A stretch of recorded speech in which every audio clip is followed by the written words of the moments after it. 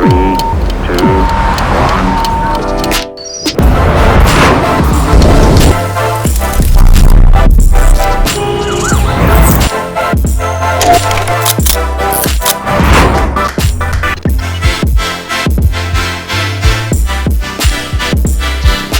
How's it going, guys? Welcome to the In My Element podcast. Thank you for listening. Today, I have an amazing friend, someone who is a storyteller, creative, businessman, legend, all-time, Renaissance man. Super cool, man. I'm excited for this episode. I'm excited for you to hear this person's story. And without further ado, let's introduce Mr. Oilver J.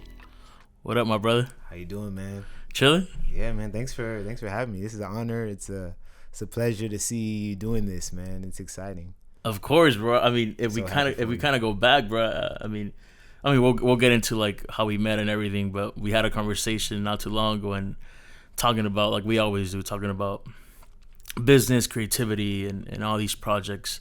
And you were asking me, what's something you got in mind? And I'm like, I actually been wanting to do this podcast, but I don't have this, I don't have that. A bunch of excuses that I think many of us can always find. Right. And you're like, bro, just make it a go. Like, make it a go to, to get either the things or start recording what you have in the next 2 weeks. Like, just stop, like, basically, you're telling me stop procrastinating, stop waiting on it. And they got me thinking, I'm like, yo, man, like, he's right. Like, I need to stop the cap. I need to stop the hold up on this. And I think after that conversation, I was like, oh, you know what? I got my notebook and I started writing down certain dates, certain people that I wanted to have. And essentially, I think a few days after that, I put out the promo video. I was like, I'm gonna hold myself accountable and just put it out there. So then now people are expecting something from me because it's already there. So there's really no backup. So bro, just thank you for that, honestly. Thank you for that. Hey, you did it. For that encouragement. You did it, man. You took the initiative. But again, we need at the end of the day, we need people around us that encourage us to do things. Absolutely. So, but yeah, bro. Were you always living in Florida? Did you grow up anywhere else? Yeah, I was born and raised. In Florida, so I was always here my whole life. For those of you guys that don't know, Oilver is a well-known person in West Palm, man. I mean, how did we meet, bro? I mean, at the end of the day, I think we met. We had a lot of mutual friends. We had mutual friends, but I think we connected through Instagram. I mean, Instagram is a broad world, but at least in the city, in the city we live in, West Palm Beach, I mean, there's a lot of creatives here, a lot of photographers, a lot of people that do video, a lot of business people, all types of people, which is dope. But I remember seeing, I think, one of your videos, you had I think it was like a 3D rendering where Lamborghinis were crashing down. I'm not sure if you remember what that is. Yeah. It's a pretty dope one. Yeah, my brother Kamar did the compositing on that. Then we talked more, we chopped it up, and then I found out you had a brand. If you see this. The campaign, yeah. Yeah, the campaign. So what started the If You See This, You're Beautiful campaign was really just selflessness. Like, I wanted to give something to the world without really being the face to it, without being the face to it. I wanted to make an impact without having to say hey guys, I did this, praising me for it. I wanted it to be just something general that I can spread around the world that people can see and feel. And I remember when I started the campaign, I didn't really know how I was going to go about doing it, but I was like, okay, let's start with stickers. And I reached out to my boy. He made me a whole bunch of stickers. I invested in that, and then I just started posting hey, DM me if you want free stickers. And I had created a new page for the campaign, so I was like, it should be all right. I don't know how it's going to go. And then, 5, 10, 15, 20 people, 30 people later, the stickers are all around the world. And it blew my mind how, it spread so fast. And I was like, okay, now I'm ready to, really introduce the brand, which is the engine behind it, which is Phileo brand. And that's like my baby right there. That's a brand that I hold dear to me. That's pretty much like the engine for the brand. Okay. If You See This, You're Beautiful is the biggest part of the brand. It's Phileo. Yeah, it's underneath Phileo. And what does Phileo mean for those listening that might wonder what the name means? Phileo brand. Phileo is Greek. It's one of the four kinds of love. Yeah, it's one of the 4 kinds of love. It's biblical. Okay. It means brotherly love, and it also means having compassion for others and just willing to do things for others in need without expecting something in return. Woo! You hit something good when you were talking about your campaign. You said I wanted to create something that was relatable, but that didn't have my face in it, which is interesting in the culture we live in, bro. We live in a world where, if anything, people are chasing clout, people are chasing status, people want to not only be seen but known, and sometimes they're willing to compromise who they are for that, bro. You know what I'm saying? we could talk about that a whole lot. That's unfortunate. When we live in a world so saturated, people are again chasing fame, chasing something, just so they can be seen. Then you have someone like you coming out here and be like, you know what? I don't even care about that. I just want to create an impact. Is that just a campaign you created for the moment, or does that have a bigger purpose? It's an endless campaign. The campaign is to never end. So the goal is to take it to Times Square, to take it to even further places in the world. Like, I want to have more merch, more little products, but I want that reminder to be a staple. I want you to see it and just know, like, it's the brand. Like, you don't have to see the IG or nothing. You just see it and you just know, like, okay, this is it. It made it here. And I want people to join. Like, I want people to join the campaign. I want people to get the thing. So get the stickers and put them in places that they know people would be, so the message could be spread around the world. That's fire. And I have a lot of cool stuff coming with the brand as well. At the end of the day, you're a communicator, you're a storyteller. So, like you said, visual, that's what you wanna translate what's written, thoughts in your head, ideas, and then visually represent them to the world. You do these things like 5-word stories and or what is it, a 3-word like sentences or whatever. Yeah.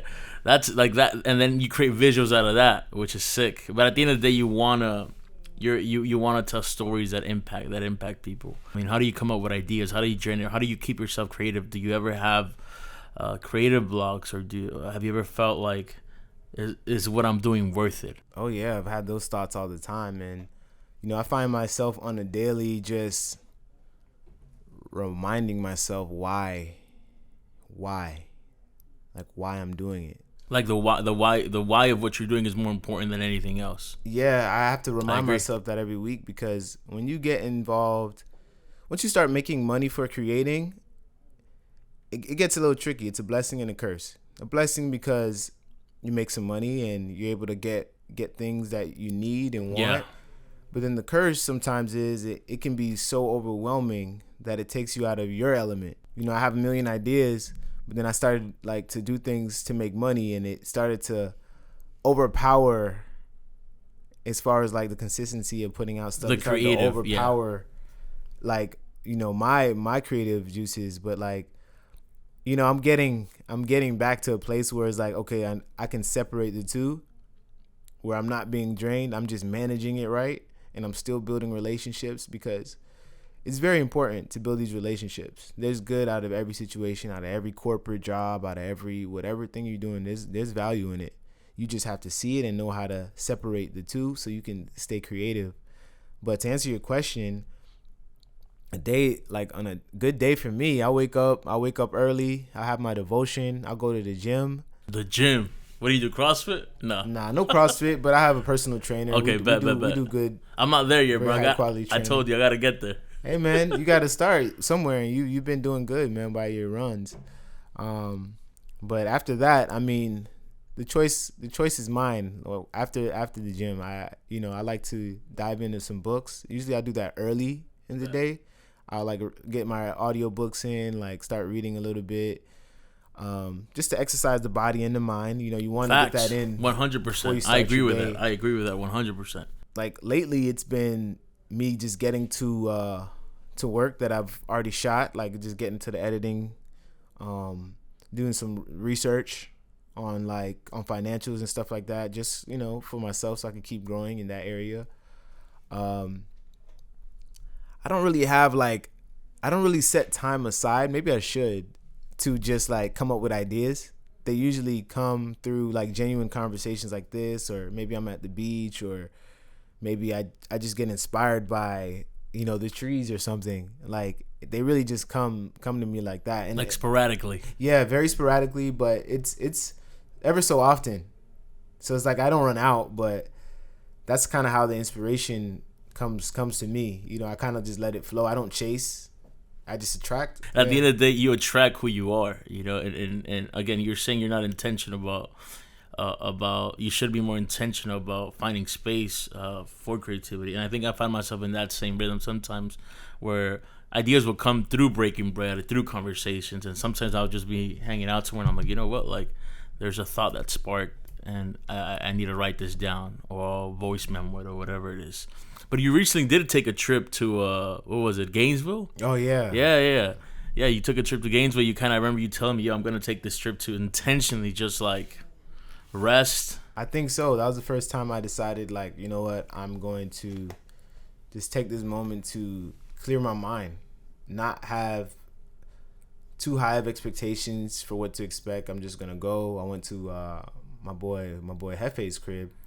He's also a great filmmaker, and just to be in that space, even just to add value to him and just inspire him as well. Like we always like bounce off each other. We shared devotions. We prayed. And it was just a moment to just like lighten the load and to just not have so much weight on you. And in the middle of it, at the end, I got some cool footage, but it wasn't forced. And it was definitely needed and necessary. And I feel like I can go to other places in the world and do the same thing. I think that'd be cool. You need to find rest. I think we live in an overglorified world, which we've talked about a lot of times, where it's like everyone's grinding 24/7. Everyone's trying to chase a bag. It's so glorified. It's so or glorified. do X amount of things. Not that you want to diminish anyone's ambition, right? It's good to see more for yourself and to have vision. I'm that guy. I want to be exposed to more. I see more. Right. But it's also important. You got to count the cost of rest, your sanity, your peace. What really matters to you, At least on my end, I'm like, man, you gotta find those things that really matters, and when you're not aligned to your values, and if you don't have non-negotiables in your life, or you don't take trips like that where you can, step aside of your daily, like you said, your daily routine, and then just find some space to kind of create and think, and spend time in community with friends or whatever that looks like. Then you'll end up burning out. Then the question happens of burnout, and people feel depressed and anxiety comes. And I think it's a good, for you to be self-aware and have that mental check-in, bro. That's not what life is about. It's about community. It's about rest. It's about productivity. It's about efficiency. There's a story a friend told me, right? And he's like, there's a guy that sees a bullseye, and he grabs a bunch of darts. Mm-hmm. He's gonna throw as many as he can until he hits it. Then there's a guy who sees a bullseye and is like, man, I really don't have time to waste. Like here, grabbing a bunch of darts and trying to, I'm gonna at least if anything take two the most, but I'm gonna analyze where that bullseye is at, and really see how my hand move, and slow and efficient, or fast and, both are going to get there. Both are going to hit something, but one's just aiming and one is being slow and efficient. So I think for me, it's like you're saying, like, it's not about being busy, but being productive. It's not about, making it happen. Yeah, you have to make it happen. Sometimes good, pressure is good, but being efficient, I think it's hard, it's challenging, but it's worth it, because then if not, you have to clean up all this mess. You see people that are making things happen, but essentially you have to clean up all this mess, whether it's relationally, whether it's financially, whether it's, I don't know, Yeah. What are some of the biggest challenges you've faced?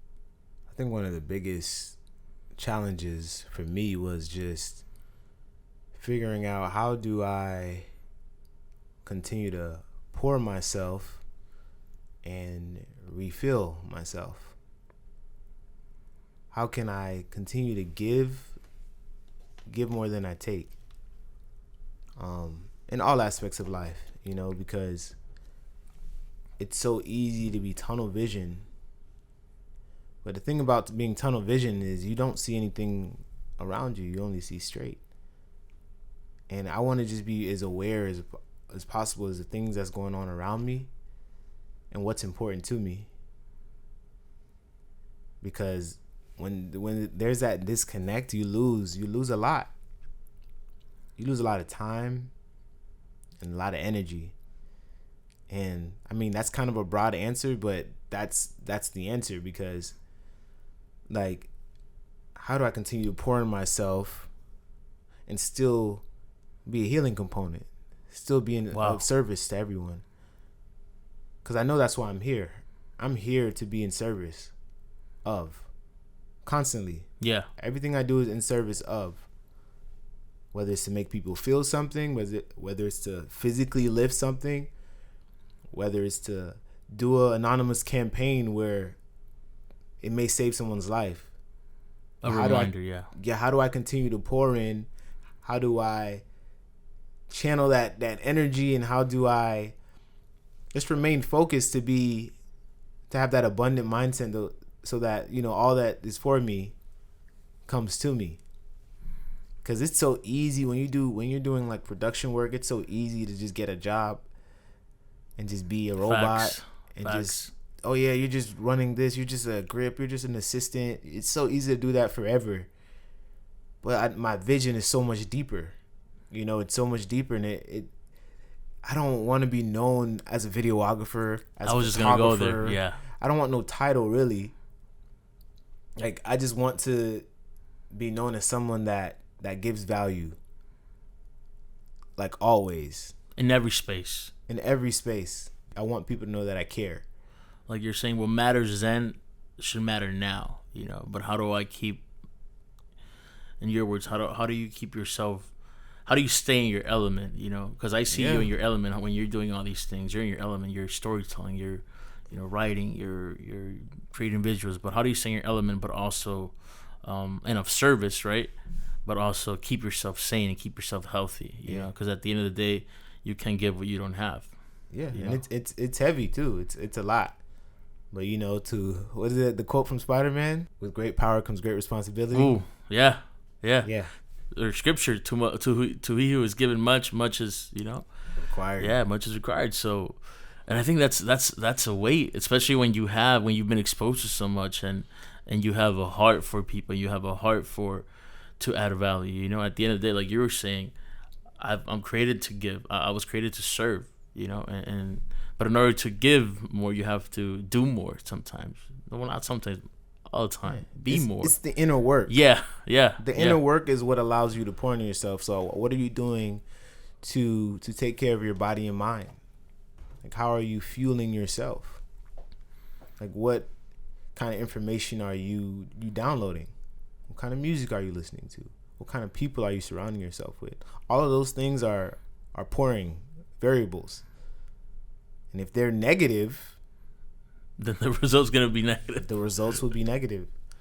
So it's very important to be intentional, you know, about who you're around and what energy you're letting in. Because, you know, doubtful people will bring doubt. For someone that sees no limits, I can't be around people like that. I think we were just talking about that last time. Yeah, the people who make a lot of excuses, if I'm near them, I excuse myself. Hey, you heard it first from Oliver J. I constantly remind myself about that within family, within friends, and, you know, there's certain things I don't tolerate for my well-being, you know.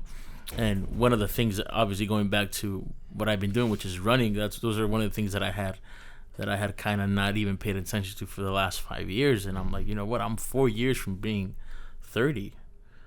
So if I don't take care of myself now, then you got hell to pay for. Yeah. I'm gonna. There's gonna be so much more.